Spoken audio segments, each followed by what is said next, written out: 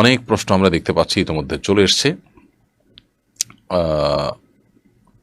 এই প্রশ্নগুলো উত্তর আমরা দেওয়ার চেষ্টা করছি ইনশাআল্লাহ। শামীম শামীম ইয়ারা স্মৃতি এআইডি থেকে আপনি লিখেছেন, মায়ের পায়ের নিচে সন্তানের বেহেশত।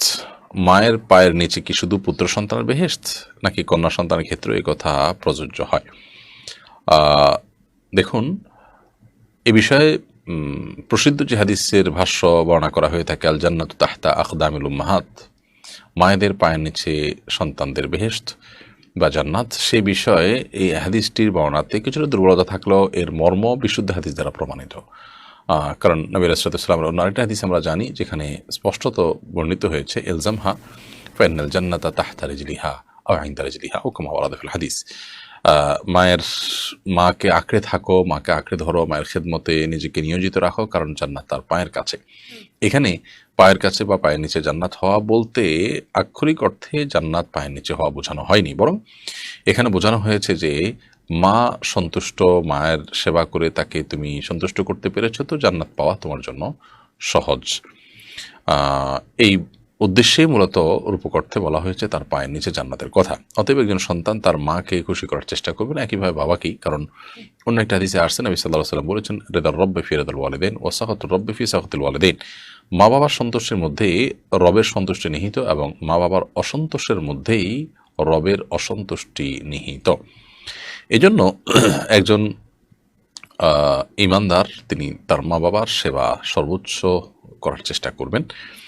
আর হাদিসে কিন্তু এখানে ছেলে বা মেয়ের কোনো পার্থক্য করা হয়নি।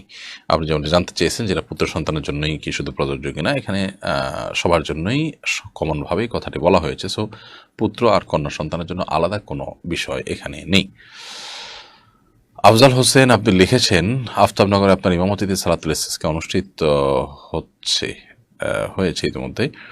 পত্রিকা প্রকাশিত এই সংক্রান্ত নিউজের নিচে অনেকে হাসি ঠাট্টা করছে। তারা বলছে, নামাজ পড়ি নাকি মুসলমানরা দায়িত্ব পালন করছে, পরিবেশের বিপর্যয় রক্ষায় নাকি আলেমদের কোনোই ভূমিকা নাকি বলতে পারে। দেখুন, এ বিষয়ে আসলে বলার অপেক্ষা রাখে না, কারণ আমাদের সচেতন শ্রোতা এবং দর্শক মহল অথবা যে কোনো সাধারণ মানুষই জেনে থাকার কথা যে আলহামদুলিল্লাহ, একদিকে ওলামা ইকরাম দেশ জুড়ে ইস্তিসকার সালাত আদায় করে আল্লাহ তাআলার কাছে বৃষ্টি প্রার্থনা করছেন, যে বৃষ্টি যেখান থেকে আসবে তার কাছেই প্রার্থনা করছেন। আবার নিজেদের দায়িত্ব পালন করে তারা দেশব্যাপী বৃক্ষরোপণও করছেন। আমরা শুধুমাত্র সারা দেশে আলেম ওলামারা কি করেছেন সেই হিসেব দেওয়া তো অনেক বড় ব্যাপার, কারণ সেখানে অনেক রিপোর্ট উঠে আসবে ইনশাআল্লাহ, অনেক বেশি গাছ লাগানোর রিপোর্ট আমরা পাবো। শুধু আমরা যেটুকু কাজ করতে পেরেছি আলহামদুলিল্লাহ আসুন্নাহ ফাউন্ডেশন থেকে, গেল কয়েক বছরে আমরা কয়েক লক্ষ গাছ লাগিয়েছি, আর এবছর আমরা 3 লক্ষ গাছ লাগানোর লক্ষ্যমাত্রা বা টার্গেট ঠিক করে আমরা কাজ শুরু করে দিয়েছি। সারা দেশব্যাপী ওলামা ইকরাম বৃক্ষরোপণের জন্য যেভাবে উৎসাহিত করেন সাধারণ মানুষকে, সাধারণ মানুষের মধ্যে তার যতটুকু ইতিবাচক প্রভাব পড়ে, ওলামা ইকরামের অবদান সেখানে অনেক বেশি। যারা হাসি ঠাট্টা করে, আমার তো তাদের প্রতি বরং আমার বিস্ময় হয় যে সংখ্যাগরিষ্ঠ মুসলমান এবং ধার্মিক মানুষদের দেশ বাংলাদেশ, যে কোনো ধরনের মানুষই এখানে ধার্মিক। সো যে আল্লাহ আমাদেরকে সৃষ্টি করলেন, যার হাতে সব কিছু, তিনি বৃষ্টি দিবেন, তার কাছে বৃষ্টি প্রার্থনা করা হবে, এটাই তো স্বাভাবিক। কিন্তু এটা নিয়ে যারা হাসি ঠাট্টা করছে, তাদের স্পর্ধা কত বড়! এত বড় ইসলাম বিদ্বেষী, ইসলাম আল্লাহদ্রোহী মানুষগুলো এই সমাজে তারা বসবাস করছে, সমাজের সকল সুযোগ সুবিধা নিচ্ছে, অথচ সমাজের মানুষের চিন্তাধারা, তাদের বিশ্বাস, তাদের আকিদা বিরোধী এ ধরনের দম্ভক্তি করার দুঃসাহস তারা দেখাচ্ছে। পৃথিবীতে বোধহয় এ দেশেই এটা সম্ভব। খুব ভয়াবহ একটি চিত্র আমরা দেখতে পাচ্ছি, আল্লাহ মাফ করুন। অবাক করা বিষয় হলো, ব্যাঙের বিয়ে দিয়ে বৃষ্টি প্রার্থনা করা, তারপর গায়ে কাদা মাখিয়ে বৃষ্টি প্রার্থনা করা, এই জাতীয় যে সমস্ত হাস্যকর ধর্মীয় দৃষ্টিকোণ থেকে যার কোনো ভিত্তি নেই, বৈজ্ঞানিক কোনো ভিত্তি যার নেই, এগুলো নিয়ে তথাকথিত বিজ্ঞান মনস্করা কিছুই বলতে আমরা শুনি না সচরাচর। আসলে এরা দিন শেষে ধর্মবিদ্বেষী এবং শয়তানের দোসর। তারা চায় শয়তানের রামরাজত্ব কায়েম হোক এবং আল্লাহর দিন থেকে মানুষ দূরে সরে যাক। এদের উপর আমাদেরকে সতর্ক থাকতে হবে এবং দায়িত্বশীলতার পরিচয় দিতে হবে তাদের সমস্ত অপপ্রচারের বিরুদ্ধে। আলহামদুলিল্লাহ, ওলামা ইকরাম একদিকে আল্লাহর কাছে ইস্তিসকার সালাত আদায় করে বৃষ্টি প্রার্থনা করছেন, অপরদিকে তারা বৃক্ষরোপণ করারও চেষ্টা করছেন। অর্থাৎ তাদের দায়িত্বে সবটুকুন তারা চেষ্টা করছেন, কিন্তু যারা সমালোচক তারা কোনোটাই করছে না, না বৃষ্টি প্রার্থনা নামাজ পড়ছে, না বৃক্ষরোপণ করছে, তারা শুধুই সমালোচনা করছে এবং ওলামা ইকরামের করা কাজগুলোর সুফল তারা ভোগ করছে মাত্র। এমডি মেহেদি হাসান ইমন লিখেছেন, কেউ যদি কাউকে হারাম টাকা দিয়ে ড্রাইভিং লাইসেন্স বানিয়ে দেয় এবং সে যদি এই লাইসেন্স দিয়ে হালাল পথে ইনকাম করে, তাহলে ইনকাম হালাল হবে কিনা? ইনকাম হালাল হয়ে যাবে ইনশাআল্লাহ, কিন্তু হারাম টাকা দিয়ে ড্রাইভিং লাইসেন্স তৈরি করে দিয়েছেন, এই সুবিধাটা নেওয়া ঠিক হয়নি। কারণ অন্যায় এবং অবৈধ পথে উপার্জনের টাকার সুবিধা ভোগ করা উচিত নয়। সো এটা অ্যাভয়েড করতে পারলে ভালো হতো, কিন্তু এর মানে এই না যে আপনার ড্রাইভিং লাইসেন্সটা নেওয়াতে সহযোগিতা করার মাধ্যমে আপনার পরবর্তী সমস্ত উপার্জনগুলো হারাম হয়ে যাবে, ব্যাপারটা সেরকম না। কিন্তু পরবর্তীর জন্য আপনাকে সতর্ক থাকতে হবে এই ধরনের উপার্জনের সুবিধা নেওয়ার ব্যাপারে। আশিক মণ্ডল লিখেছেন, মাঝে মাঝে মনে হয় প্রসাব পায়খানার রাস্তা দিয়ে কিছু বের হচ্ছে, কিন্তু দেখি কিছু নেই, এতে কি ওযু ভাঙবে? নিছকই ওয়াসওয়াসার কারণে বা খুঁতখুঁতে স্বভাবের কারণে এরকমটি মনে হয়ে থাকতে পারে। এরকম হলে আপনার এর ফলে ওযু ভঙ্গ হবে না। কারণ ইসলামী ফিকহের একটা প্রসিদ্ধ এবং গুরুত্বপূর্ণ মূলনীতি হলো আল ইয়াকিনু লা ইয়াজুলু বিশাক। যে বিষয়ে চূড়ান্ত এবং সুদৃঢ় অবস্থান আপনার রয়েছে, সেখানে কোনো সংশয় সন্দেহের কারণে সেটি কিন্তু দূর হবে না। অতএব আপনি ওযু করেছেন, আপনার ওযু ছিল, এটুকু নিশ্চিত। এখন ওযু গেল কি গেল না এটা নিয়ে আপনার মধ্যে সন্দেহ তৈরি হয়েছে, ধোঁয়াশা তৈরি হয়েছে। তো এটার কারণে ওই যে নিশ্চিত যে ওযু ছিল সেটা এই সন্দেহের কারণে চলে যাবে না, কারণ নিশ্চিত বিষয় সন্দেহের কারণে দূর হয় না। সো ওযু ছিল সেটা নিশ্চিত, ওইটাই থাকবে। আর ওযু গেছে কি যায়নি সেটা যেহেতু সন্দেহপূর্ণ, বিধায় ওযু যায়নি সেটাই ধরে রাখতে হবে, বিধায় আপনার ওযু যায়নি। এবং এই জাতীয় ওয়াসওয়াসা দেওয়ার জন্য এক ধরনের শয়তানি আছে, যে মানুষকে এই ধরনের ওয়াসওয়াসা দিয়ে, কুমন্ত্রণা দিয়ে নামাজের মধ্যে রাকাত সংখ্যা ভুলায় দেয়, তারপরে আপনার ওযুর ক্ষেত্রে এই ধরনের ওয়াসওয়াসা দিয়ে বারবার ওযু করায়, তার ইবাদতের অন্যান্য যে অপরচুরি সেগুলোকে নষ্ট করে। তো এই বিষয়গুলো আমাদেরকে মাথায় রাখতে হবে। এরপরে প্রশ্ন হলো, আশিক মণ্ডল আপনি আবার লিখেছেন, আমার ছোট্ট একটি রিকোয়েস্ট, আমরা যারা ইন্ডিয়া এবং প্রবাস থেকে আপনার কাছে প্রশ্ন করি তাদের প্রশ্ন দেওয়ার চেষ্টা করবেন। আমরা আপনার লাইভের জন্য সারা সপ্তাহ অপেক্ষা করি। আশিক মণ্ডল, আপনার ইতিমধ্যে দুইটি প্রশ্ন আমাদের চোখে পড়েছে এবং সেগুলোর আলহামদুলিল্লাহ রিপ্লাই আমরা দেওয়ার চেষ্টা করেছি। আসলে অগণিত প্রশ্নের মধ্যে আমরা চেষ্টা করি সর্বোচ্চ সংখ্যক প্রশ্নের উত্তর দেওয়ার জন্য। আপনারা দোয়া রাখবেন, আল্লাহ যেন আমাদেরকে তৌফিক দান করেন। তাওসিয়া ইসলাম আপনি লিখেছেন, একজন সাক্ষী রেখে 3 বার কবুল বললে কি বিয়ে হয়? একজন সাক্ষী রেখে আপনি 3 বার কেন 300 বার কবুল বললেও বিয়ে হবে না, বরং বিয়ের জন্য আপনাকে অবশ্যই শরিয়ার নীতিমালা অনুযায়ী 2 জন সাক্ষী থাকতে হবে। তো 2 জন সাক্ষীর উপস্থিতি ছাড়া আপনি কবুল বললে বিয়ে হবে না, বিধায় সাক্ষীর উপস্থিতিটা খুবই গুরুত্বপূর্ণ। 2 জন সাক্ষীর উপস্থিতি, যারা ন্যায় নিষ্ঠাবান এরকম ভালো মানুষ, তাদের সাক্ষ্য যেন থাকে সেটি নিশ্চিত করতে হবে। রশিদুল হক আপনি লিখেছেন, সামনে হজের মৌসুম, আমাদের দেশ থেকে হজে বিমান ভাড়া অনেক বেশি, হজ দিন দিন সাধ্যের বাইরে চলে যাচ্ছে, এবারে প্রতিনিধিত্বশীল আলেমরা কি কোনো উদ্যোগ নিতে পারেন? বা রশিদুল হক, আসলে ওলামা ইকরামের যে খুব বেশি কিছু করার আছে তা না, খুব দুঃখজনক আমাদের দেশে এই জাতীয় বিষয়গুলোতে ওলামা ইকরামের আসলে তেমন কোনো রোল প্লে করার সুযোগ নেই। তারপরেও আমি শুধুমাত্র আপনার প্রশ্নের প্রেক্ষিতে আপনার জানার সুবিধার্থে এবং আপনার মাধ্যমে আমাদের সমাজের দর্শকদের জানার সুবিধার্থে আমরা বলছি যে আসলে সৌদি সরকার তাদের পলিসি অনুযায়ী 3rd ক্যারিয়ার এর মাধ্যমে হজে যাওয়া বাংলাদেশ থেকে এটাকে তারা অ্যালাউ করেন না। এর নানাবিধ তাদের কারণ থাকতে পারে, তাদের নানাবিধ যুক্তির সপক্ষে থাকতে পারে, কিন্তু এটার কারণে যেটা হয়েছে যে কম্পিটিশন মার্কেট যেটা ছিল সেটা সংকুচিত হয়ে গেছে এবং সৌদি আরব থেকে সৌদি এয়ারলাইন্স এবং সম্প্রতি নাসিয়ার এবং আপনার বিমান বাংলাদেশ থেকে এই ফ্লাইটগুলো শুধুমাত্র হজ যাত্রীদেরকে আনা নেওয়া করে। তো এই সুযোগে তারা যে পরিমাণ ভাড়া হজ যাত্রীদের কাছ থেকে নেয় সেটা কোনোভাবেই গ্রহণযোগ্য নয় আসলে। এবং এটা আমাদের দেশীয় ক্যারিয়ার করছে, সে তাদের দেশের ক্যারিয়ার করছে, তারা মানে মিলেজুলেই করছে অনেকটা। সন্দেহ নাই যে হজ যাত্রীদের জন্য যে ফ্লাইটগুলো আসা যাওয়া করে সেগুলো এখান থেকে হাজিদেরকে নেওয়ার পর আবার খালি ফ্লাইট তাদের আসতে হয়, আবার আনার জন্য যেতে হয়, অর্থাৎ আসা যাওয়া মিলে তাদের 4 বার আসা যাওয়া হয়। কারণ হলো 1 লক্ষ হাজি অ্যাভারেজে যে যাচ্ছেন, এই 1 লক্ষ হাজি এখান থেকে যখন যায় তখন তাদেরকে রেখে আবার যাত্রী নিয়ে আসার সুযোগ, কারণ এত তো অতিরিক্ত যাত্রী তো আর থাকে না। আবার হজ শেষে যখন তাদেরকে আনা হয় তখন এখান থেকে যখন যাওয়া হয়, এখান থেকে তো এত লোক যাত্রী তখন থেকে যাত্রী থাকে না। শিডিউল যে ফ্লাইটগুলো আছে সারা বছরের, সেগুলো তো তাদের প্রয়োজনীয় যাত্রীদের চাহিদা পূরণ করছেই। তো এখানে যেহেতু বিমান খালি যাচ্ছে আসছে, 4বার আসা যাওয়া করছে, সেজন্য 2বার আসা যাওয়ার যে খরচ হবে তার ডাবল হতে পারে, কিন্তু সে ডাবলটাও ক্রস করে চলে যায়, এত অতিরিক্ত ভাড়া নেওয়া হয়। সেটার সপক্ষে কোনো যুক্তি কিন্তু আজও পর্যন্ত আমি জানি না, কেউ দিতে দেখিনি আমি। তো এগুলো দুঃখজনক এবং এগুলোর জন্য সংশ্লিষ্ট মহলের ভাবা উচিত, এবং বিশেষ করে হাবসহ যারা কাজ করছেন তাদের এগুলো নিয়ে কাজ করা দরকার। ওলামা একরাম তাদের জায়গা থেকে আসলে খুব বেশি রোল প্লে করার সুযোগ এই জায়গাগুলোতে নেই। তারপরও কোথাও কথা বলার সুযোগ থাকলে কথা বলা, বা কোনো জায়গায় নক করার সুযোগ থাকলে নক করা, অন্যদেরকে আল্লাহর ভয়ে দেখানো, সেই বিষয়গুলো আমরা ইনশাআল্লাহ সাধ্য অনুযায়ী অবশ্যই করব। আমি আমার জায়গা থেকে চেষ্টা করব। আলী হাসান আপনি লিখেছেন, এই গরমে বৃষ্টির জন্য সবাই ইস্তেসকার নামাজ পড়ছে, এক একজন এক একভাবে হাত তুলে মোনাজাত করছে, এই বিষয়ে সুন্নাহ কোনটা দয়া করে জানাবেন।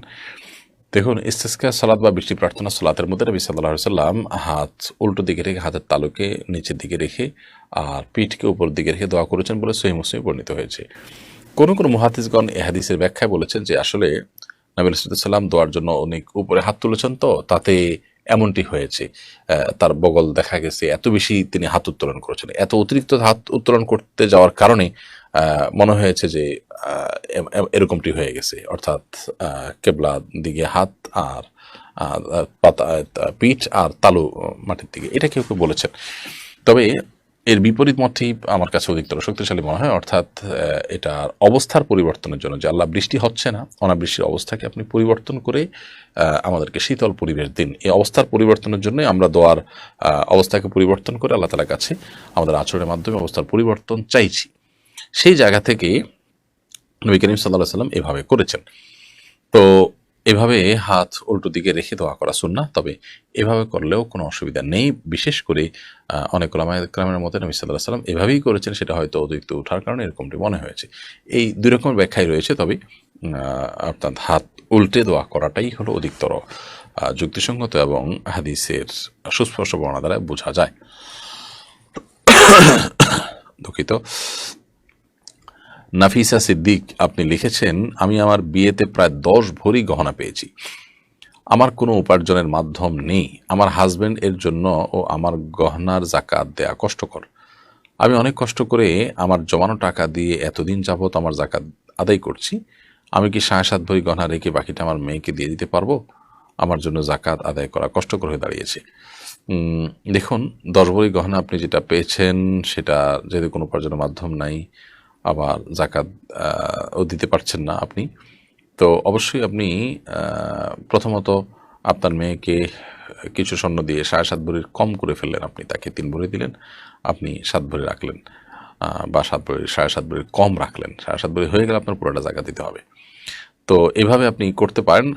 তবে জাকাত দেয়া থেকে বাঁচার জন্য চালাকি না করে বরং আপনি ওখান থেকে সামান্য একটু অংশ বিক্রি করে জাকাত দিলেন, আর কোনো উপার্জনের উপায় খুঁজে বের করলেন, সেটা বরং আপনার বেশি উচিত।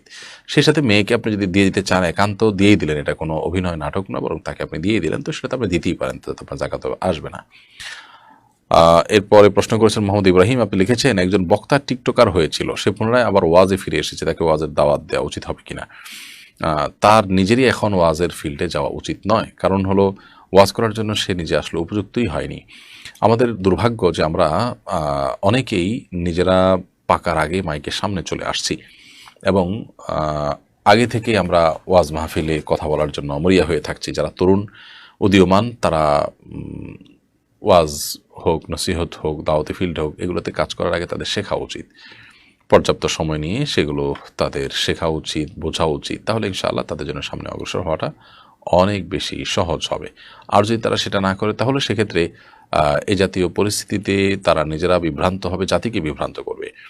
এই যে একজন মানুষ মাহফিলের ময়দান থেকে হঠাৎ করে এই ফাসিকদের কাতারে চলে যাওয়া, এটার আলামত হলো যে তার ভেতরে দিনদারিতাটা ভালো করে বসেই নেই, তিনি নিজেই দিনদারিতা ভালো করে বোঝেন না, তিনি কি মানুষকে নসিহত করবেন? তো তার এখন নিজেরই ফিল্ডে যাওয়া উচিত না, আর অন্যদেরও তাকে নিয়ে টানে করা উচিত না, বরং তাকে তার উচিত আরও পড়াশোনা করা, আরও সিনিয়র ওলামায়ে কেরামের তত্ত্বাবধানে তাদের সোহবতে থেকে নিজেকে গড়ে তোলা, এরপর আস্তে আস্তে সামনে অগ্রসর হওয়া। এমডি মুস্তাফিজুর রহমান আপনি লিখেছেন, কোন বিপদ আমাদের জন্য পরীক্ষা, কোন বিপদ আমাদের জন্য পরীক্ষা আর কোন বিপদ আমাদের জন্য আযাব, এটি বোঝার কোনো উপায় আছে কিনা? নিশ্চিত বোঝার কোনো উপায় নেই, নিশ্চিতভাবে বলার কোনো উপায় নেই যে এটি আমাদের জন্য পরীক্ষা আর অমুকটি আমাদের জন্য আযাব, এরকম নিশ্চিত করে বলবার কোনো সুযোগ নেই। তবে একজন ইমানদার নিজের ব্যাপারে যখনই কোনো ব্যত্যয় বিপর্যয় দেখা দিবে, তখন তিনি ভাববেন যে হয়তোবা এই বিপর্যয় আমার কোনো কৃতকর্মের ফসল হিসেবে হয়েছে। অর্থাৎ তিনি নিজেকে দোষারোপ করবেন এবং নিজের সংশোধন করার চেষ্টা করবেন, কারণ দিন শেষে তারই লাভ। যদি আমি নিজেকে দোষারোপ করি তাহলে আমার সংশোধনের পথ উন্মোচন হলো। আর এর বিপরীতে যদি কেউ আপনার অন্য কারোর ব্যাপারটিকে মূল্যায়ন করে, অন্য কারোর বিপদ আপদকে মূল্যায়ন করে, তাহলে সেক্ষেত্রে তার ব্যাপারটিকে দেখবেন যে হয়তো আল্লাহ তাআলার প্রিয় বান্দা হিসেবে তাকে আল্লাহ পরীক্ষা করছেন, অথবা আল্লাহ তাকে কোনো বার্তা দিচ্ছেন যা তিনি সংশোধন হয়ে ফিরে আসেন। অর্থাৎ আল্লাহর আযাবই তার পতিত হয়েছে, এই ধারণাটা অন্যের ব্যাপারে যথাসম্ভব ব্যক্তিগত পর্যায়ে হলে করবে না। হ্যাঁ, যদি এমন হয় যে তার অপরাধ একেবারে পরিষ্কার, তার অপরাধের ফসল হওয়ার সম্ভাবনা খুব জোরালো, তাহলে সেক্ষেত্রে সেরকমটি ধারণা তৈরি হতে পারে। তবে নিশ্চিত করে বলবার কোনো সুযোগ নেই এটা আল্লাহ আযাব হিসাবে পাঠিয়েছেন, কারণ আসলে কোনটা আযাব আর কোনটা পরীক্ষা হিসাবে দিয়েছেন এটা একমাত্র আল্লাহ তাআলা ভালো জানেন। বিভিন্ন অপশন আমাদেরকে বলা হয়েছে। কোরআনে কারীমে আল্লাহ বলেছেন, ওয়ালানাবলুওয়ান্নাকুম বিশাইইন মিনাল খাউফি ওয়াল জু'i ওয়া নাকসিন মিনাল আমওয়ালি ওয়াল আনফুসি ওয়াস সামারাত। আল্লাহ বলেছেন যে ভয়, ক্ষুধা এবং জান এবং মালের ক্ষয়ক্ষতি, এগুলো দিয়ে আল্লাহ তাআলা বলেছেন আমি পরীক্ষা করব বান্দাকে। তো এই যে পরীক্ষা আল্লাহ তাআলা করবেন বলেছেন, এই পরীক্ষার মধ্যে পরীক্ষারই অংশ হিসেবে এ ধরনের বিপদ আপদ, এ ধরনের বালা মুসিবত, সমস্যা, বিপর্যয় এগুলো হতে পারে। সো পরীক্ষা হতে পারে। আবার একইভাবে আল্লাহ তাআলা আরও বলেছেন, যাহারাল ফাসাদু ফিল বাররি ওয়াল বাহরি বিমা কাসাবাত আইদিন নাস। স্থলে জলে যত বিপর্যয় দেখা দেয় এগুলো মানুষের হাতের কামাইয়ের কারণে হয়ে থাকে। এখানে আমরা দেখতে পেলাম যে বিপদ আপদ এটা হাতের কর্মফল বা আমার কর্মের কারণেই আল্লাহ তাআলার পক্ষ থেকে শাস্তি হিসেবে এসছে, সেটি বোঝানো হয়েছে। তাইলে বিভিন্ন অপশন যেহেতু আছে, আমরা নিজের ব্যাপারে সবসময় এমনটি ভাববো যে ভাবনা আমাকে সমৃদ্ধ করবে, উপকৃত করবে, কিন্তু কোনোটিকে নিশ্চিত করে বলতে পারবো না। মাহমুদুল হাসান লিখেছেন, ঢাকা বিশ্ববিদ্যালয়ের ছাত্ররা ক্যাম্পাসে ইস্তেসকার সালাত আদায় করতে চেয়েছিল, তাদেরকে অনুমতি দেওয়া হয়নি, বিষয়টাকে আপনি কিভাবে দেখেন? ভাই মাহমুদুল হাসান, আমাদের শিক্ষাঙ্গনগুলোকে ভয়ঙ্কর একটি জায়গায় নিয়ে যাওয়া হয়েছে। আমাদের শিক্ষার্থীদেরকে ধর্মীয় এবং মোরালিটি থেকে দিন দিন দূরে সরিয়ে দেওয়া হচ্ছে, যেটা সুস্পষ্টভাবে আমাদের সংবিধান লঙ্ঘন। সংবিধানের আলোকে দুঃখিত, সাংবিধানিক অধিকার যদি আমরা আপনার পর্যালোচনা করি, তাহলে দেখি যে সমস্ত শিক্ষার্থী তারা তাদের যার যার ধর্মের ধর্মীয় কার্যাবলী তারা চর্চা করতে পারবে। শিক্ষাঙ্গন যদি বলে যে কেউ এখানে শুধু শিক্ষার জায়গা, ধর্মচর্চার জায়গা নয়, তো ধর্মচর্চাটা তো কোনো লিমিটেড সময় বা জায়গার জন্য হয় না। আমার যখন সময় হবে ধর্মচর্চা আমাকে তো করতে হবে, তা নাহলে ধর্মের চর্চার স্বাধীনতা কোথায় থাকলো? তাছাড়া শিক্ষাঙ্গন তো রাজনীতির জায়গাও নয়, কিন্তু আমরা তো শিক্ষার পাশে রাজনীতিও করছি, আর অনেক কিছুই করছি, তাহলে ধর্মের ব্যাপারে কেনই মানসিকতা আসবে? আজকে ক্যাম্পাসে যদি বৃষ্টি প্রার্থনার জন্য কোনো কনসার্ট আয়োজন করা হতো, তাহলে তো আমার মনে হয় না কোনো অনুমতি নেওয়ার প্রয়োজন হতো। খুবই দুর্ভাগ্যজনক একটা বাস্তবতার মধ্যে দিয়ে আমরা যাচ্ছি। কারা আমাদেরকে এই ভয়ঙ্কর জায়গা নিয়ে যাচ্ছে, আল্লাহ তাআলা তাদেরকে হেদায়েত দান করুন এবং আমাদেরকে আল্লাহ তাআলা সচেতন হওয়ার তৌফিক দান করুন। সেখানে সরস্বতী পূজা হতে পারে, সেখানে কনসার্ট হতে পারে, সবই হতে পারে, কিন্তু সেখানে কোরআন তেলাওয়াত করতে গেলে সমস্যা, সেখানে ইস্তেসকার নামাজ পড়বে, আল্লাহর কাছে বৃষ্টি প্রার্থনা করবে, এই ব্যাপারে অনুমতি না দেওয়ার কী কারণ থাকতে পারে আমি জানি না। আলী হাসান লিখেছেন, এই প্রচণ্ড গরমে বৃষ্টি হওয়ার জন্য কি কোনো দোয়া আছে? থাকলে দয়া করে জানাবেন। অবশ্যই দোয়া আছে। আমরা নবী সাল্লাল্লাহু আলাইহি ওয়াসাল্লামের বাতানো দোয়া কায়মার বাক্যে আল্লাহ তাআলার কাছে নিবেদন করতে পারি, আল্লাহুম্মা সাইয়্যিবান নাফিআ। আল্লাহ, আপনার কাছে আমরা উপকারী বৃষ্টি প্রার্থনা করছি, আপনি আমাদেরকে উপকারী বৃষ্টি দান করুন। তাহলে এই দোয়াটি আমরা প্রত্যেকে যার যার জায়গা থেকে পড়তে পারি। বিশেষ করে আল্লাহুম্মা সাইয়্যিবান নাফিআ, আল্লাহুম্মা আগিথনা, আল্লাহ আপনি আমাদেরকে সিক্ত করুন, আল্লাহুম্মা আসকিনা গাইসান মুগীসান হানিআন মারিআন গাদাকান। আল্লাহ, আপনার কাছে আমরা উপকারী বৃষ্টি চাই, যে বৃষ্টি আমাদেরকে সুশোভিত করবে, যেটা আমাদেরকে সমৃদ্ধ করবে। নাফিআন গায়রা দারিন, উপকারী বৃষ্টি হবে, ক্ষতিকর বৃষ্টি হবে না। আজরান গায়রা আজিল, যে বৃষ্টি দ্রুততার সাথে হবে, খুব বেশি বিলম্ব হবে না। তো এভাবে আল্লাহ তাআলার কাছে আমরা কায়মার বাক্যে বৃষ্টি প্রার্থনা করতে পারি। আল্লাহুম্মা সাইয়্যিবান নাফিআ, সবচেয়ে সংক্ষিপ্ত 3 শব্দের দোয়া, আল্লাহুম্মা সাইয়্যিবান নাফিআ, আল্লাহ উপকারী বৃষ্টি চাই। তো এভাবে আমরা দোয়া করতে পারি। সঞ্জনা রিয়া, আপনি লিখেছেন, মা যদি ছেলের সংসার থেকে তাদেরকে না বলে কোনো জিনিস মেয়ের সংসারে দেন, যেটা অপ্রয়োজনীয় বা অতিরিক্ত, তাহলে কি মেয়েদের এগুলো নেওয়া জায়েজ হবে? ছেলের সংসার থেকে যদি মা কোনো কিছু দেন যেগুলো ছেলের প্রয়োজন হয় না, এবং এগুলো দিলে ছেলে জানলেও ছেলে অসন্তুষ্টি প্রকাশ করবে না বা মানা করবে না, তাহলে মেয়ের সংসারে সেগুলো মেয়ে নিতে পারেন, ব্যবহার করতে পারেন। আর যদি এমন হয় যে ভাইয়ের অগোচরে বোনকে দেওয়া হয়েছে, মা সেটা নিয়ে দিয়েছেন, প্রয়োজনীয় হোক আর অতিরিক্ত হোক, ভাই জানলে মনে কষ্ট পাবে বা সম্মতি দিবে না, তাহলে সেক্ষেত্রে মার্জনাটা দেওয়া জায়েজ নেই এবং মেয়েরও সেটা করা জায়েজ নেই। আমাদের বুঝতে হবে সন্তান সন্ততি তারা আমাদের পরিবারের সদস্য, আমাদের অধীনস্থ, এরপরও তারা প্রাপ্তবয়স্ক হওয়ার পর তাদের জিনিসপত্র, তাদের টাকা পয়সা, সহায় সম্পদ সব কিছু আমানতদারিতা মা বাবা হিসাবে আমাদেরকেও রক্ষা করতে হয়। চাইলেই আমরা সন্তানের সম্পদের যা খুশি তা করতে পারি না। যদিও একটি হাদিস রয়েছে, আনতা ওমালুক আলী আবিক, নবী সাল্লাল্লাহু আলাইহি ওয়াসাল্লাম এক ব্যক্তিকে বলেছেন, তুমি এবং তোমার সম্পদ তোমার বাবার। তো এই হাদিসের মানে এই নয় যে তুমি যা কামাই করবে সব তোমার বাপের হয়ে যাবে অটোমেটিক, ব্যাপারটা সেরকম নয়।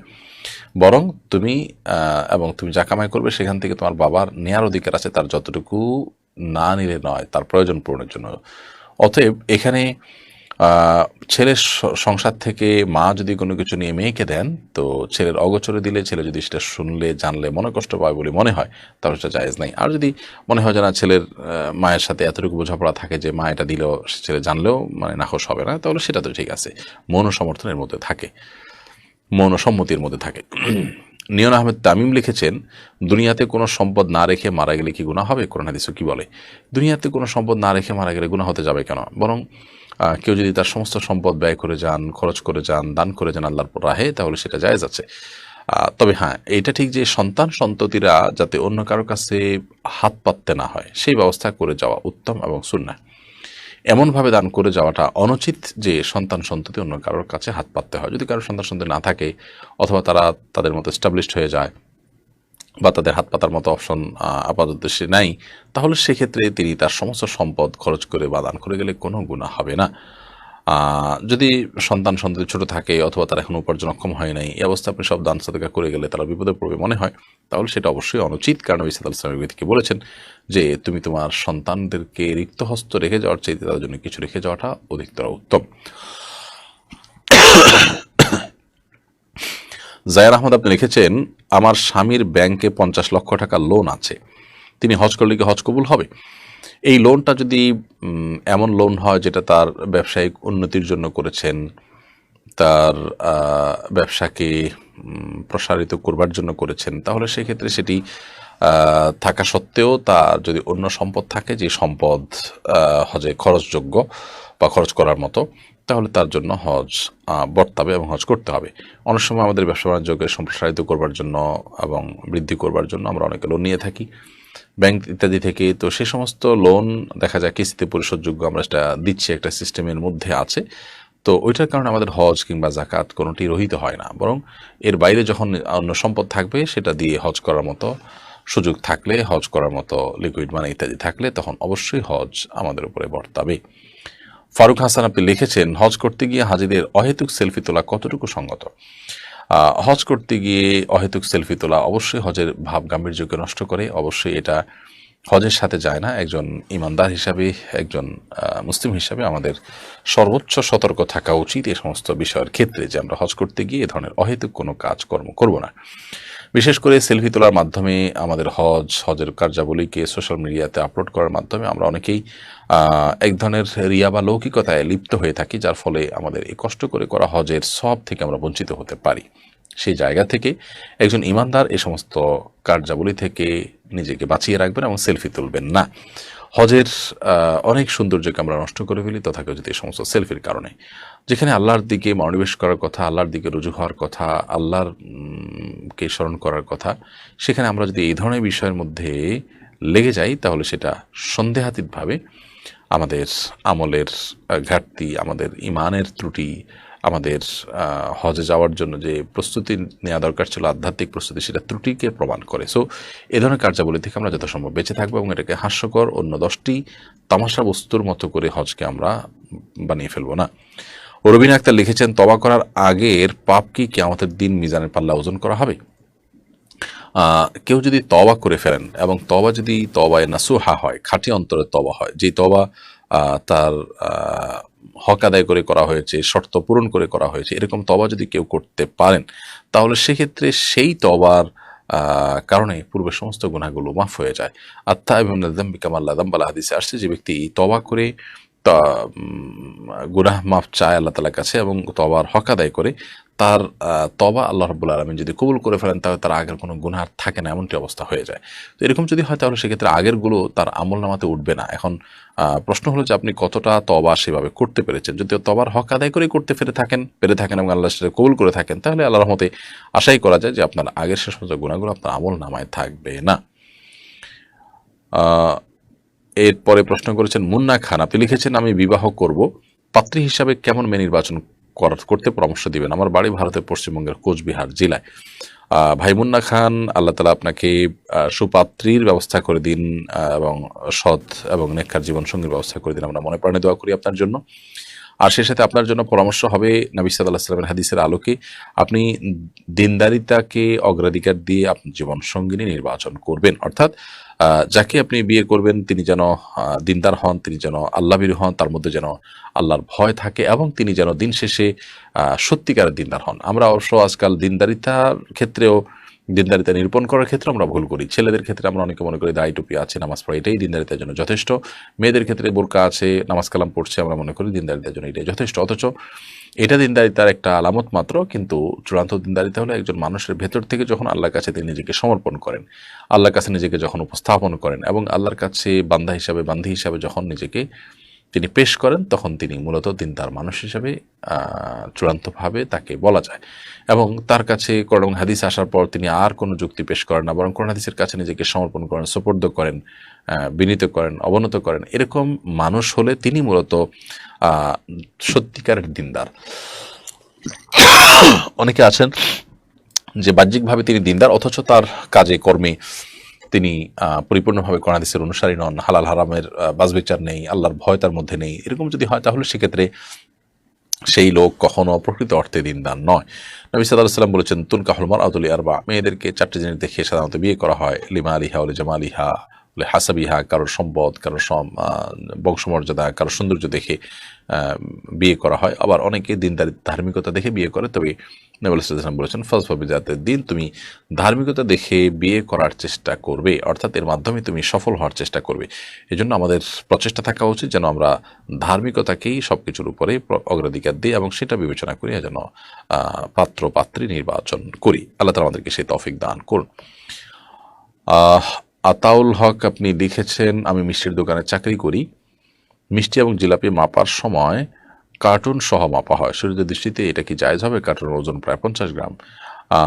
দেখুন, ইচ্ছাকৃতভাবে কার্টুনের নিচে আপনার শক্ত আপনার কাগজ ইত্যাদি দিয়ে, একটা হলো যে মিষ্টি সংরক্ষণের জন্য যদি দেওয়া হয়ে থাকে সেটা যতটুকু প্রয়োজন ততটুকু, আরেকটা হলো যে ইচ্ছাকৃতভাবে ভারী কাগজ ইত্যাদি দিয়ে ওজন বাড়ানো হয় এবং মিষ্টি বিক্রি করা হয়। তো সেরকম প্রতারণা করা হলে সেই দোকানে আপনার চাকরি করা জায়েজ হবে না এবং সেরকম মিষ্টি বিক্রি করা আপনার জন্য জায়েজ হবে না, কারণ এটা সুস্পষ্ট প্রতারণা। যেটা একেবারে সহনীয় পর্যায়ে, মানে এর নিচে আর সম্ভব না, এটা ওপেন সিক্রেট, সবাই জানে এবং ক্রেতাও জানে যে হ্যাঁ এটার এই পরিমাণ ওজন আছে, তো সেটা থাকলে কোনো অসুবিধা নেই। 50 গ্রামটা সেই জন্য সেক্ষেত্রে সহনীয় কিনা আমি পুরোপুরি শিওর না। যদি এটা সহনীয় হয় এবং এর নিচে আর সম্ভব হয় না, তাহলে সেক্ষেত্রে নিশ্চয়ই ক্রেতা এটাকে মেনে নিয়ে কিনছেন, সেই হিসাবে আপনি এটা বিক্রি করতে পারেন বা দোকানে চাকরি করতে পারেন। এমনি তৌফিকুর রহমান, আপনি লিখেছেন চূড়ান্ত সফলতা কি, তা অর্জনের জন্য আমাদের করণীয় কি? চূড়ান্ত সফলতা হলো জাহান্নাম থেকে মুক্তি লাভ করে জান্নাতি হতে পারে। আল্লাহ সুবহানাহু ওয়া তাআলা বলেছেন ফামান যুহযিহা আনিন নারি ওয়া উদখিলাল জান্নাতা ফাকাদ ফাজ, যে ব্যক্তিকে জাহান্নাম থেকে মুক্ত ঘোষণা করা হলো এবং জান্নাতে তিনি যেতে পারলেন, এই ব্যক্তি হলেন সত্যিকারের সফল এবং সত্যিকারের সার্থক মানুষ। তো সেই সত্যিকারের সফল এবং সার্থক মানুষ হওয়ার জন্য আমাদের জাহান্নাম থেকে মুক্তির যে আমলগুলো আছে, উপায়গুলো আছে, সেই উপায়গুলো আমাদেরকে অবলম্বন করতে হবে এবং জান্নাতে যাওয়ার জন্য যে সমস্ত পথগুলো আছে সেই পথগুলো আমাদেরকে অবলম্বন করতে হবে। তো এই কাজগুলো যদি আমরা করতে পারি ইনশাআল্লাহ বিইذনিল্লাহ আমরা জান্নাতে যাওয়ার উপযুক্ত হবে এবং আল্লাহ তাআলা হয়তো আমাদেরকে জান্নাতে দিবেন, সেই আশা জোরালোভাবে আমরা আল্লাহ তাআলার কাছে রাখবো। তো খোলাসা কথা হলো যে চূড়ান্ত সফলতা হলো আপনি জাহান্নাম থেকে মুক্ত হয়ে জান্নাতি হতে পারা।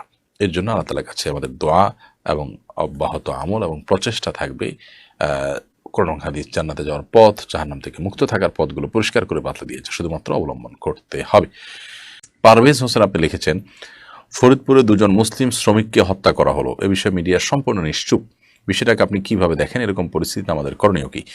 ভাই পারভেজ হোসেন, ফরিদপুরে আমরা নির্মমভাবে 2 নির্মাণ শ্রমিককে, সহোদর ভাই তারা, একই ঘরের 2 অভাবী পরিবারের 2 ভাইকে নির্মমভাবে পিটিয়ে হত্যা করার মতো নির্মমতা আমরা দেখতে হয়েছে। এবং এটা নেতৃত্ব দিয়েছেন একজন ইউনিয়ন পরিষদ মেম্বার, যিনি হিন্দু ধর্মাবলম্বী। তাদের নামে মিথ্যা অভিযোগ দায়ের করা হয়েছিল যে তারা মন্দিরে আঘাত করেছেন এবং মন্দিরে আগুন জ্বালিয়েছেন, ধ্বংসযজ্ঞ চালিয়েছেন, যেটি সর্বৈব মিথ্যা হিসাবে ইতিমধ্যে সবার কাছে পরিষ্কার হয়ে গেছে। তো এই বিষয়ে আমরা যতটুকু জানার চেষ্টা করেছি, মিডিয়াতে যে খুব বেশি উঠে এসেছে তা নয়, এবং মিডিয়াতে খুবই কম কভারেজ পেয়েছে এই ঘটনা।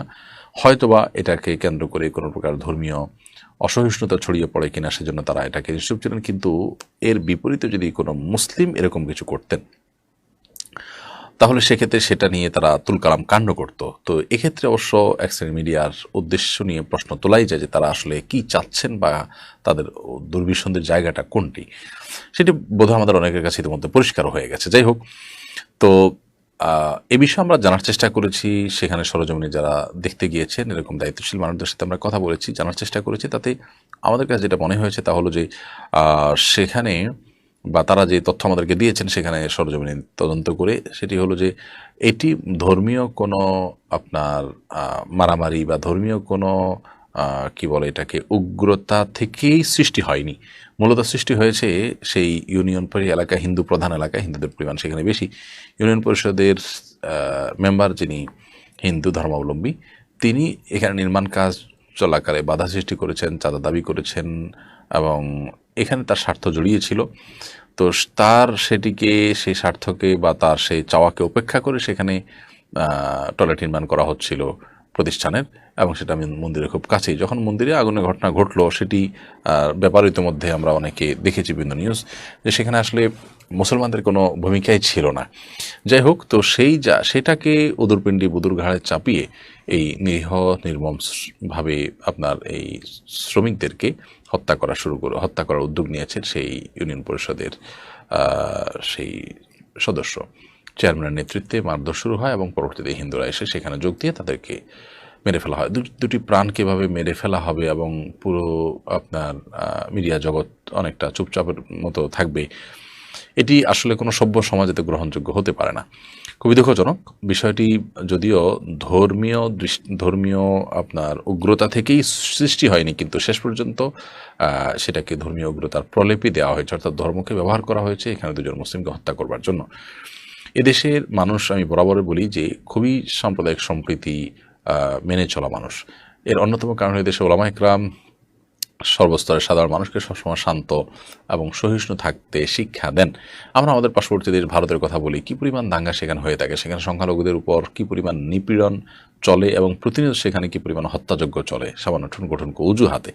সেখানে আমাদের এদেশে আলহামদুলিল্লাহ সংখ্যালঘু হিন্দুরা, অন্য ধর্মাবলম্বীরা মুসলমানদের কাছে অনেক বেশি নিরাপদ আলহামদুলিল্লাহ। বিচ্ছিন্ন যে সমস্ত ঘটনাগুলো ঘটে, এগুলোর বেশিরভাগই হয় হিন্দুদেরই নিজেদের আভ্যন্তরীণ কোন্দল, অথবা কেউ এখান থেকে সুবিধা আদায়ের চেষ্টা করে কিংবা কোনো রাজনৈতিক উদ্দেশ্য হাসিলের জন্য এগুলো করে থাকে।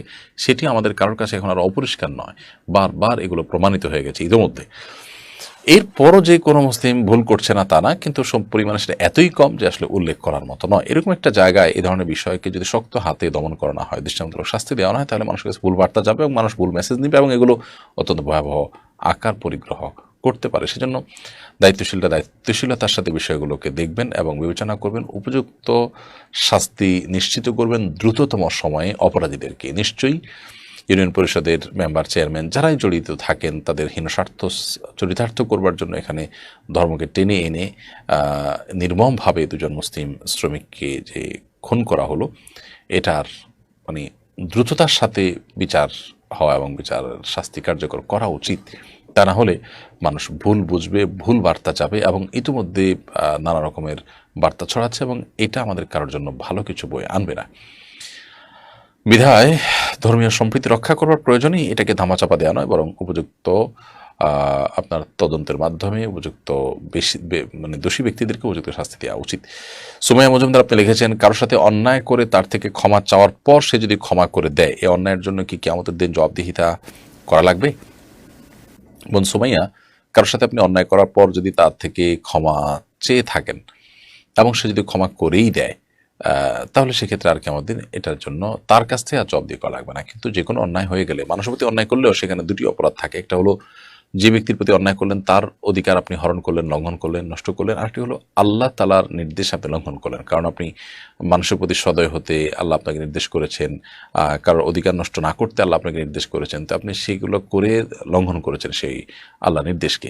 সেরকম কোনো ব্যাপার যদি হয়ে থাকে বা সেরকম বিষয় তো অবশ্যই এখানে ছিল, কারণ আপনি কারোর হক নষ্ট করেছেন মানে আল্লাহ নির্দেশ লঙ্ঘন করেছেন, বান্দার নির্দেশ লঙ্ঘন করেছেন। সো বান্দার কাছ থেকে মাপ চেয়েছেন, আপনি আখিরাতে তার জন্য আর জবাবদিহি করতে হবে না, কিন্তু পাশাপাশি আল্লাহর কাছেও আপনি মাপ চাইতে হবে, তওবা করতে হবে। দুইটাই যদি আপনি করে থাকেন এবং আপনার তওবা কবুল হয়, ইনশাআল্লাহ আশা করা যায় কিয়ামতের ময়দানে আপনার এর জন্য আর জবাবদিহি করতে হবে না।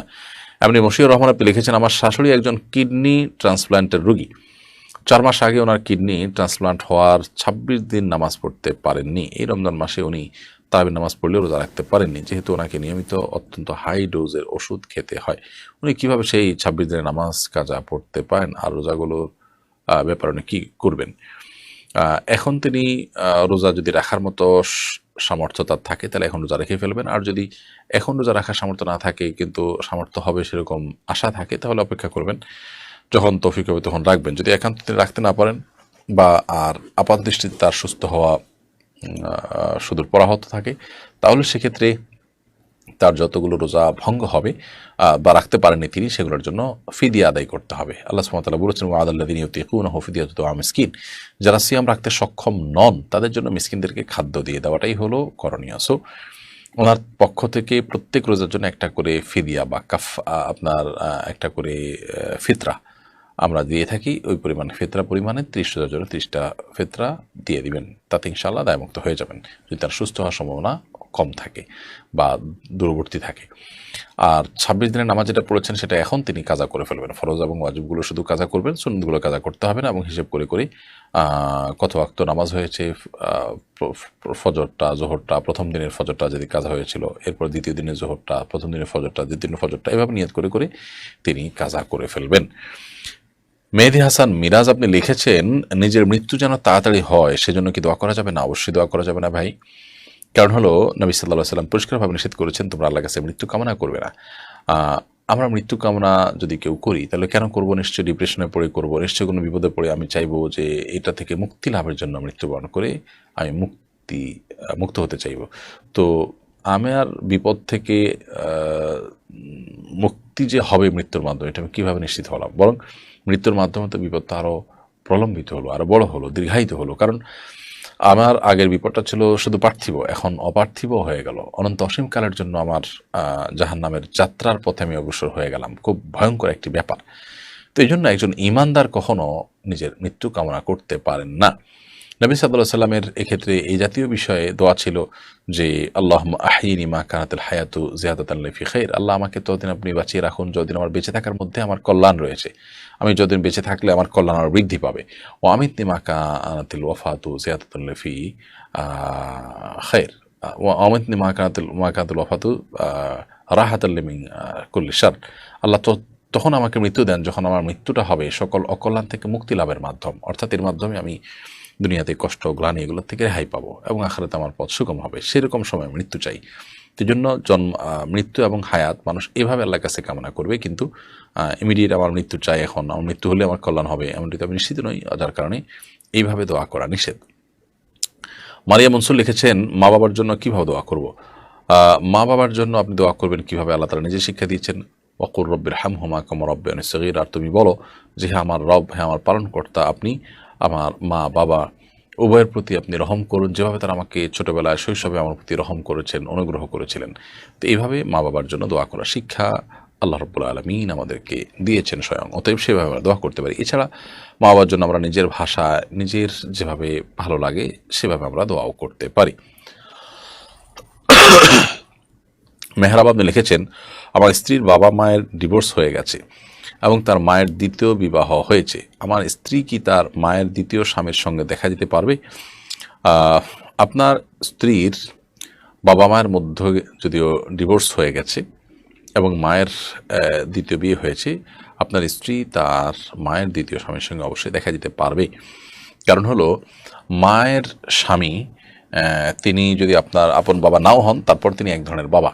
মায়ের স্বামী হওয়ার কারণেই আপনার সাথে তার সন্তান এবং পিতা সুলভ এক ধরনের সম্পর্ক তৈরি হয়, যার কারণে তার সাথে দেখা দিতে পারবেন। এরপরে প্রশ্ন করছেন আপনি মানিক আহমেদ, আপনি লিখেছেন ওয়াহাবি কারা, এরা কি মুসলিম? অনলাইনে দেখলাম এক বক্তা সুন্নি তরিকায় যোগ দিলেন, কালিমা পড়ে নতুনভাবে মুসলিম হয়ে, এ বিষয়ে যদি কিছু বলতেন। খুবই দুঃখজনক একটি ব্যাপার।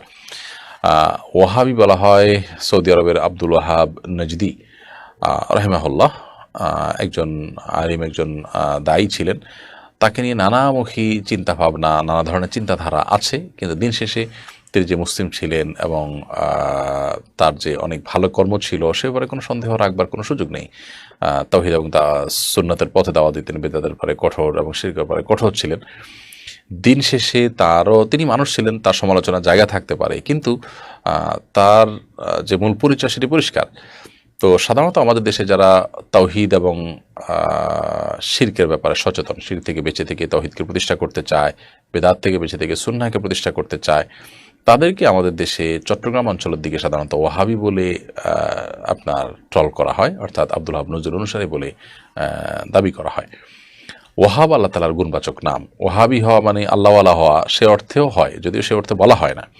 তো যাই হোক, কেউ আপনার ওয়াহাবি হলে তিনি অমুসলিম এমনটি মনে করার কারণ নেই। আর যারা নিজেদেরকে সুন্নি দাবি করছেন, মানে ওয়াহাবির বিপরীতটা দাবি করছেন, তারা নিজেদেরকে মনে করছেন যে তারা কোরআন হাদিসের অনুসারী, তারা সুন্নাহর অনুসরণ করছেন, এই ভাইদের মধ্যে যেরকম ভুল ত্রুটি আছে, ত্রুটিটা কোনো কোনো পর্যায়ে ইমান চলে যাওয়ার মতো পর্যায়ে হয়ে যেতে পারে যদি শিরক হয়ে যায়।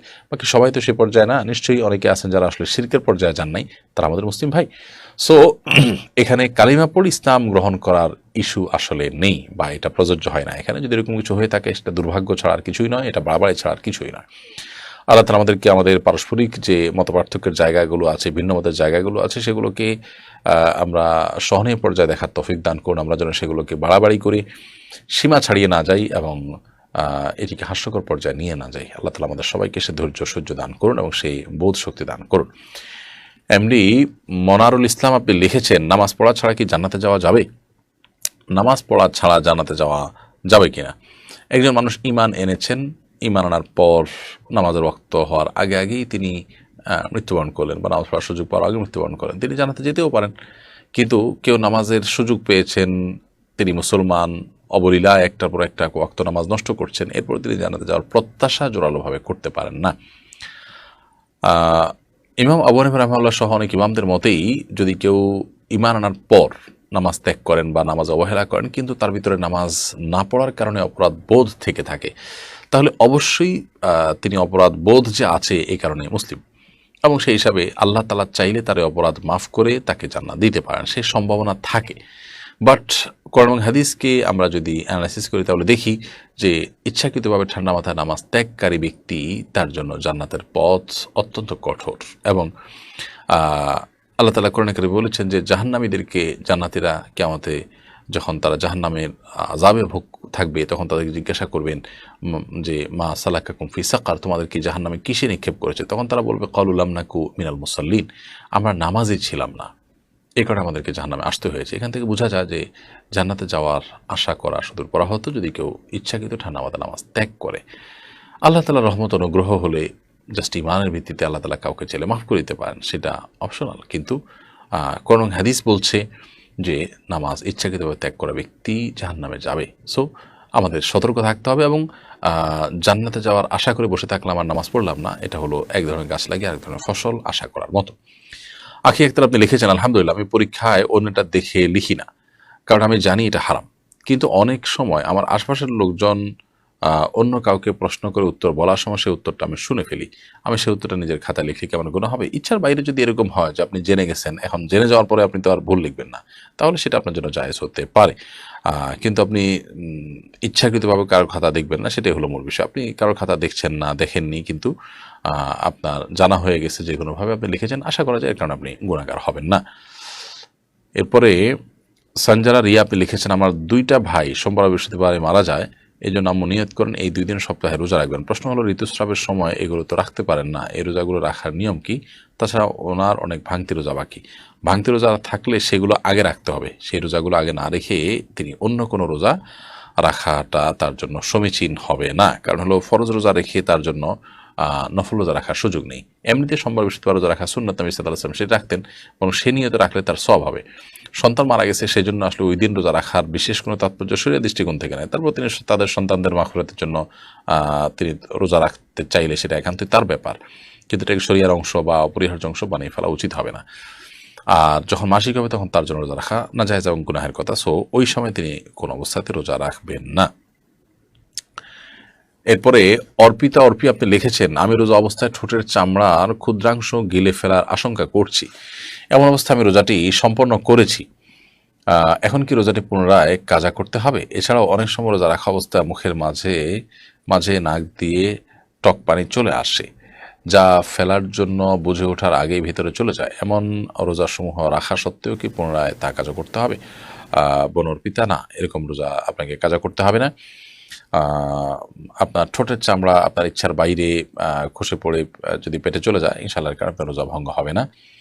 আর নাকের পানি যদি আপনার পেটে যায় তাতেও আপনার রোজা ভঙ্গ হবে না। ইচ্ছাকৃতভাবে আমরা চেষ্টা করবো এই জিনিসগুলোর জন্য ভেতরে না যায়, কিন্তু ইচ্ছার বাইরে যদি চলে যায় ইনশাআল্লাহ এরগুলোর কারণে রোজা ভঙ্গ হবে না। নুসরাত জাহান রিফা লিখেছেন, মৃত ব্যক্তির পক্ষ থেকে বদলি হজ ও কোরবানির পদ্ধতিটা বিস্তারিত জানতে চাই।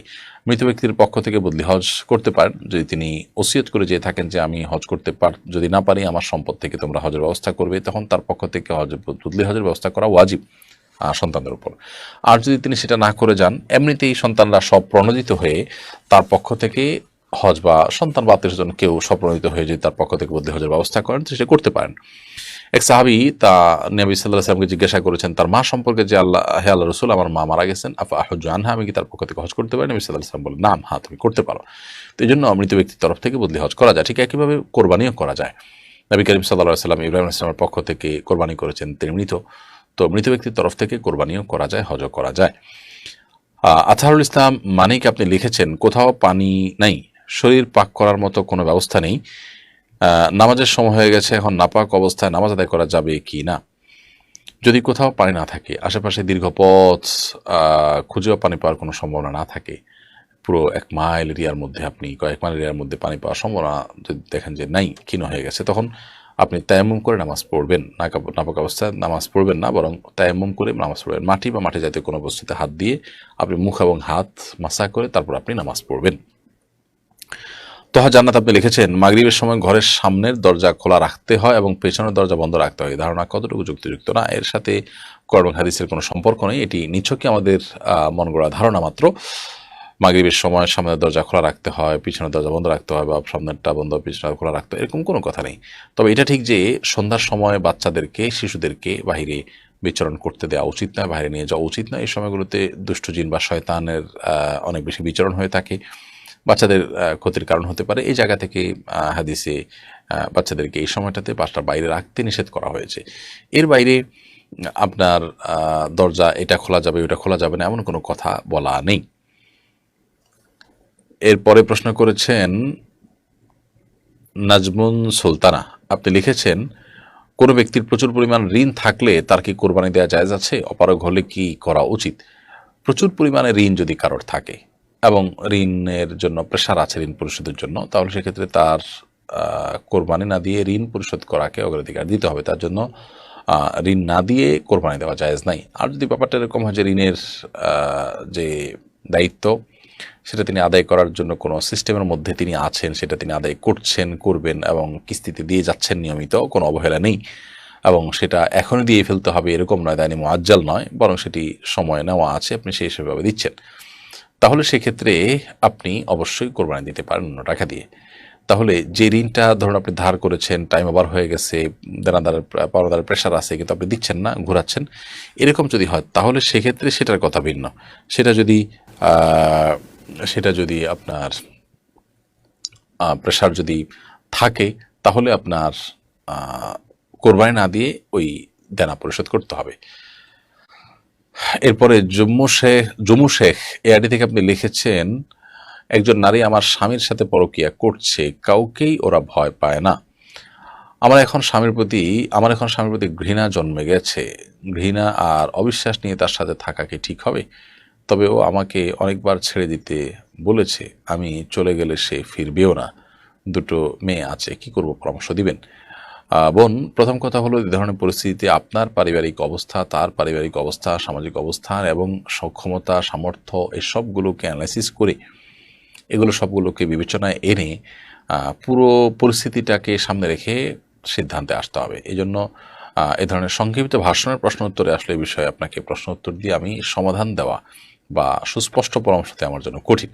আমি শুধুমাত্র আপনাকে গাইডলাইন দিতে পারি। প্রথমত বলবো যে আপনি বিচক্ষণ, বিদগ্ধ এক বা একাধিক আলেমের দ্বারা গঠিত বোর্ডে কিংবা এক বা একাধিক আলেমের কাছে আপনি যাবেন। ভালো কোনো মসজিদের ইমাম, খতিবদের সাথে কথা বলে আপনি পুরো পরিস্থিতিটা বলার চেষ্টা করবেন এবং আপনার পুরো জিনিসটাকে আপনি নিজে পরিষ্কার হবেন, তাদের কাছে পরিষ্কার করবেন।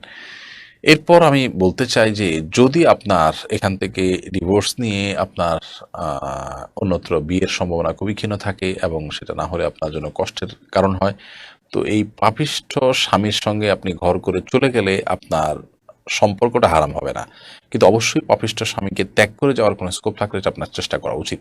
কারণ যদি তার পাপ থেকে ফিরে আসার কোনো পথ আপাত দৃষ্টিতে আপনি দেখতে না পান, তাহলে সেক্ষেত্রে এই মন্দ মানুষের সঙ্গে না থেকে আপনি আল্লাহর উপর ভরসা করে আপনার পথ আপনি ধরতে পারেন। কিন্তু পুরো বিষয়টা নির্ভর করবে পরিস্থিতিটা কেমন, কতটা সংশোধনযোগ্য এবং আপনার অবস্থা কী, তার অবস্থান কী, এটার উপরে।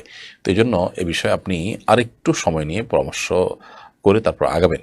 আমাদের আসুনা ফাউন্ডেশন থেকে আলহামদুলিল্লাহ আমরা অফিস ডেগুলোতে অফিস থেকে আমরা আলহামদুলিল্লাহ চেষ্টা করে থাকি এই ধরনের সার্ভিস দেওয়ার জন্য। ওলামা ইকরাম রয়েছেন যারা আপনাদেরকে এই ধরনের সার্ভিস দিয়ে থাকেন, দিবেন ইনশাআল্লাহ তাআলা। JMK শেখ হরুন আপনি লিখেছেন, আমার মা উমরা করতে গেলে মাহরাম হিসাবে আমার মামাকে নিতে হলে টাকাটা কে বহন করবে? আমার মামার সামর্থ্য আছে হজ করার। আপনার মা তিনি উমরা করতে যাওয়ার জন্য তার মাহরাম দরকার হবে, সেক্ষেত্রে তো আপনার মামাকে নিলে তো আপনার মাই খরচ বহন করবেন। কিন্তু আপনার মামার নিজের যদি হজ বা উমরা ফরজ হয়ে থাকে, তাহলে তার সাথে গেলে আপনার মার উমরা বা হজ আদায় হয়ে যাবে। অর্থাৎ আপনার মামার নিজস্ব ভাবে তার উপরে হজ বা উমরা ফরজ হয়েছে, আপনার মা তার সঙ্গী হয়ে গেছেন, তো আপনার মারটাও আদায় হয়ে যাবে, তারটাও আদায় হয়ে যাবে। কিন্তু তিনি যদি যেতে না চান, তার উপরে ফরজ আছে, তারপরে তিনি যাবেন না, তাহলে তিনি অপরাধী, আল্লাহর কাছে এটা তার ব্যাপার। এখন আপনার মায়ের ঠেকা যে তিনি মাহরাম ছাড়া যেতে পারছেন না, সো তাকে সাথে নিয়ে যাচ্ছেন। এটা যদি করতে চান তিনি, সেই ক্ষেত্রে এটাই করা উচিত। অর্থাৎ তিনি যদি যেতে চান, তাহলে তার মাহরামকে সাথে নিয়ে যাওয়া উচিত। এটা আপনার মামা হোক বা অন্য কেউ হোক। তার হজ ফরজ, সেজন্য আমি টাকা দেবো কেন, এটা তো বলার কোনো যৌক্তিকতা নেই। কারণ ফরজ হজ তিনি যদি না করেন, তখন আমি তো জোর করতে পারি না, তখন আমি আমার টাকা দিয়ে তাকে নিতে পারি চাইলে। আর না হলে অন্য কোনো মাহরাম সাথে নিয়ে যাবেন তিনি। এমনি মুস্তাফিজুর রহমান আপনি লিখেছেন, মৃত ব্যক্তিকে যখন গোসল ও দাফন করা হয়, মৃত ব্যক্তি কি তখন তা উপলব্ধি করতে পারে? দেখুন, মানুষ মারা যাওয়ার পর এক ধরনের অনুভূতি তার মধ্যে থাকে। বিশেষ করে মৃত ব্যক্তির লাশ বহন করার ক্ষেত্রে খুব কোমলতার সাথে উঠানো নামানোর কথা হাদিসে নির্দেশনা রয়েছে। এখান থেকে বোঝা যায় যে এক ধরনের অনুভব তাদের থাকে। বিশেষ করে একটা হাদিস আছে, কাসরু আজবুল মাইয়েতি কা কাসরিহি হাইয়া, কোনো মৃত মানুষের হাড্ডি এটাকে ভাঙা জীবিত মানুষের হাড্ডি ভাঙার মতো। এটা অবশ্য অনেকে বলেছেন অপরাধের মাত্রার দিক থেকে বোঝানো হয়েছে, জাস্ট অনুভবের দিক থেকে নয়। আবার অনেকে বলেছেন অনুভূতির দিক থেকে করা হয়েছে। তো বিষয়টা একেবারে মানে কোরআন করে সুস্পষ্ট করে এরকম বলা হয়েছে, ব্যাপারটা এরকম না যে সে উপলব্ধি করতে পারে, কতটুকু পারে, কি পারে না পারে এরকম। তবে বিভিন্ন হাদিস থেকে বোঝা যায় যে কিছুটা উপলব্ধি থাকে, তবে সব কিছু তারা দেখতে পারে, বুঝতে পারে, ব্যাপারটা সেরকম না। মিরো এলিজা ইয়ারি থেকে আপনি লিখেছেন, বরকতের আশায় দোকান কিংবা ব্যবসা প্রতিষ্ঠানে সকাল সন্ধ্যা জমজম কূপের পানি এবং সোনার উপর ধৌত করা পানি ছিটিয়ে দিলে এটা কতটা শরীয়তসম্মত? এটা অবশ্যই কুসংস্কার। জমজম কূপের পানি ছিটিয়ে দিলে ব্যবসা প্রতিষ্ঠানে বরকত হবে, এরকম কোনো কথা কোরআন হাদিস বা কোনো সালাফের উক্তি থেকে পাওয়া যায় না। জমজম কূপের পানি পান করার জন্য, পান করলে সেটি আমাদের প্রভূত কল্যাণের কারণ হয় এবং আমাদের নানাবিধ দিক থেকে উপকার বয়ে আনে, সেটি হাদিসের আলোকে প্রমাণিত। এর বাইরে ঘরে বা ব্যবসা প্রতিষ্ঠানে ছিটানোর মধ্যে কোনো কল্যাণের কথা কোথাও লেখা নেই। এর বাইরে সোনার উপর পানি ধৌত করা পানি ছিটিয়ে দিলে কল্যাণ হয়, এটা তো একেবারে শিরপূর্ণ বিশ্বাস। এটার সোনার উপর পানির কোন তাৎপর্য, বিশেষ করে আমাদের বৈষয়িক জীবনে কোনো প্রকার প্রভাব ফেলার মতো কোনো তাৎপর্যের কথা কোনো কোরআন হাদিসে কোথাও নেই। এটা একেবারেই কুসংস্কারাচ্ছন্ন বিশ্বাস।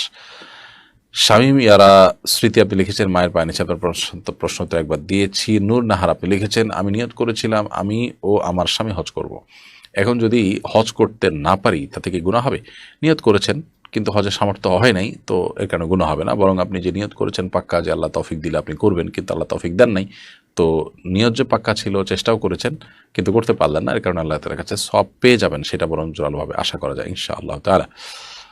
মীর হোসেন লিখেছেন একজন ইমামের মাসিক বেতন কত হওয়া উচিত বর্তমান বাজারের খরচের দাম বিবেচনা করে? এটা তো আসলে ভ্যারি করবে, গ্রামে একরকম শহরে আরেক রকম। শহরের জীবনে আমাদের আজকাল দেখা যায় যে একটা মধ্যবিত্তের ফ্যামিলিও মাসে 30 থেকে 40 হাজার টাকা না হলে ফ্যামিলি নিয়ে শহরে থাকার মতো অবস্থা থাকে না। গ্রামে সেটা হয়তো 10 থেকে 15 হাজার টাকা হলে বা 15 থেকে 20 হাজার টাকার মধ্যে হলেও সেটা হয়ে যায়, 10 থেকে 20 হাজার টাকার মধ্যে সুন্দরভাবে হয়ে যায়। তো এটা ভ্যারি করবে কোন অবস্থার উপরে আছেন। ইমাম সাহেব যেন ইমামতির বাইরে তাকে পেরেশানি করতে না হয় তার সংসার চালাবার জন্য, সেই দিকটা লক্ষ্য করা মসজিদ কর্তৃপক্ষের দায়িত্ব এবং কর্তব্য, এবং সম্মানজনকভাবে তিনি যেন বেঁচে থাকতে পারেন অন্তত সেই ব্যবস্থাটুকু করা আমাদের সবারই কর্তব্য। মোবারক হোসেন আজাদি লিখেছেন আমি ঋণগ্রস্ত, সব টাকা একেবারে পরিশোধ করা আমার জন্য সম্ভব হচ্ছে না, সবাই অল্প অল্প করে টাকা নিতেও রাজি না, এজন্য সবাই ব্যাংক থেকে সুদভিত্তিক ঋণ গ্রহণের পরামর্শ দিচ্ছে। এটা জায়েজ না হয় আমি রাজি না, কিন্তু এছাড়া ঋণ পরিশোধ করার কোনো উপায় আমি দেখছি না, অবস্থা আমার জন্য করণীয় কি? দেখুন, প্রথমত আপনি আপনার সাধ্য অনুযায়ী একটু একটু করে ঋণ পরিশোধ করতে থাকেন। স্থাবর অস্থাবর সম্পত্তি বিক্রি করে হলেও আপনি ঋণ পরিশোধ করবেন, সাধ্যের সবটুকুন, কিছুই রাখবেন না, একান্ত জানা রাখলেন না, তাছাড়া সব কিছু দিয়ে হলেও আপনি চেষ্টা করবেন ঋণ মুক্ত হওয়ার। ঋণ আদায় করার জন্য সুদভিত্তিক ঋণ নেওয়া আপনার জন্য উচিত হবে না, বরং আপনি চেষ্টা করেন আদায় করার, এবং দাবিদাররা পাওনাদাররা যদি রাজি নাও হয় আপনি এই ওয়েতে আগান, এবং আপনার সদিচ্ছার জন্য কোনো ঘাটতি না থাকে যাতে করে আপনি ঋণ পরিশোধ করতে পারেন। প্রয়োজন আপনি অন্য ঋণ নেবেন সুদ মুক্ত, সেটা দিয়ে আপনি ঋণ পরিশোধ করতে পারেন। মোহাম্মদ নুরুল ইসলাম লিখেছেন কিভাবে হেদায়েতের উপর অটল থাকা যায়। আল্লাহর কাছে দোয়া করবেন রব্বানা লা তুযিগ কুলুবানা বা'দা ইয হাদাইতানা ওয়া হাব লানা মিন লাদুনকা রাহমা ইন্নাকা আনতাল ওয়াহ্হাব। আল্লাহ, একবার হেদায়েত দেওয়ার পর আপনি আমার অন্তরকে আর বক্র করে দিবেন না, অটল রাখবেন হয়তো হেদায়েতের উপরে, আপনি দানশীল, এ দোয়া করবেন, আল্লাহ তাআলা শিখিয়েছেন। এরকম আরও দোয়া রয়েছে, যেমন আমরা দোয়া করতে পারি ইয়া মুকাল্লিবাল কুলুব সাব্বিত কলবি আলা দীনিকা ওয়া তাআতিক, হে অন্তর পরিবর্তনকারী, আমাদের অন্তরকে আপনি আপনার দ্বীনের উপরে, আপনার আনুগত্যের উপরে অটল অবিচল করে দিন। এভাবে দোয়া করবেন আল্লাহ তাআলার কাছে। নাদিয়া সুলতান লিখেছেন মহিলারা পিরিয়ড চলাকালীন অবস্থায় মুখস্থ কোরআন তেলাওয়াত করতে পারবে কিনা? জমহুর বা সংখ্যাগরিষ্ঠ ইমামদের মতে পারবে না। মহিলা পিরিয়ড অবস্থায় এমনি ইসলামিক বই পুস্তক পড়তে পারে, কোরআনের তাফসির বা ব্যাখ্যা বিশ্লেষণ পড়তে পারে, বাট সরাসরি কোরআন পড়বেন না। শিবির আহমদ আপনি লিখেছেন আমি ইরাক থেকে বলছি, আমাদের এখানে কোনো মসজিদ নেই, আমরা জুমার নামাজ পড়তে পারি না, আমাদের করণীয় কি? কয়েকজন মিলে আপনারা জামাত করবেন, মসজিদ হওয়া জরুরি নয়। আপনারা 3জন মানুষ যদি থাকেন তো 3জন মানুষ মিলে আপনারা নিজেরা খুতবা দিয়ে জুমার ব্যবস্থা করবেন, এবং এটা কোনো জটিল কাজ না, চেষ্টা করলে আমাদের জন্য খুব সহজ। কারণ একটা আয়াত বললো, একটু তাসবিহ পাঠ করলো, বাস খুতবা হয়ে গেলো। হতে পারে 2 মিনিটের খুতবা, 1 মিনিটের খুতবা, দেখে দেখে পড়লো, কিন্তু আপনাদেরকে জুমা নামাজ পড়তে হবে। ইচ্ছাকৃতভাবে জুমা নামাজ ত্যাগ করে থাকার সুযোগ নেই, যদি সেই সুযোগ না থাকে তাহলে সে জায়গা আপনাকে ত্যাগ করতে হবে। আফরোজা দীপা আপনি লিখেছেন আমি একটা ছেলেকে পছন্দ করি, কিন্তু সে আমার থেকে 7 বছরের ছোট।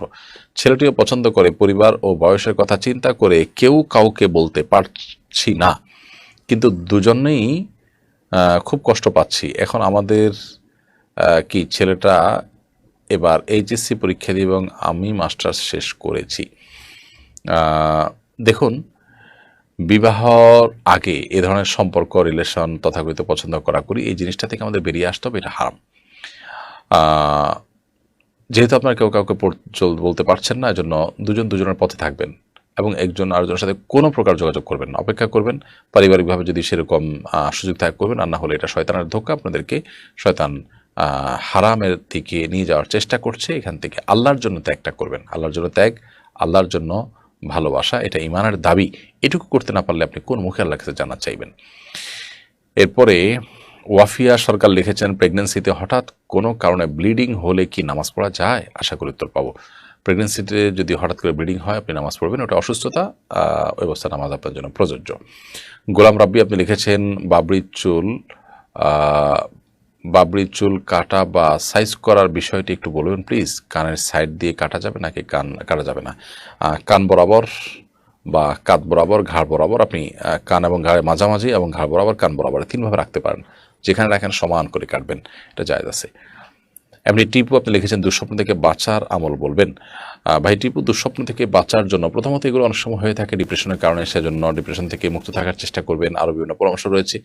আর শয়তান দেখাচ্ছে এরকম কিছু মনে হলে অজু করে পবিত্র অবস্থায় আপনি শোয়ার চেষ্টা করবেন এবং অবসাদগ্রস্ত অবস্থায় যেন না থাকেন সেদিকটা খেয়াল রাখবেন। ইনশাআল্লাহ আল্লাহ তাআলা রক্ষা করবেন। তারপর যদি কখনো স্বপ্ন কিছু দেখার পর আপনার পেরেশানি মনে হয়, তাহলে আল্লাহর কাছে পানা চাইবেন, আউযু বিল্লাহি মিনাশ শাইতানির রাজিম পড়বেন এবং বাম দিকে প্রতীকী থুতু ফেলবেন ৩ বার এবং আমানতু বিল্লাহি রাসূলিহি পড়বেন এবং সম্ভব হলে উঠে 2 রাকাত নামাজ পড়বেন যদি কোনো স্বপ্ন দেখার পর আপনার কাছে পেরেশানি মনে হয়।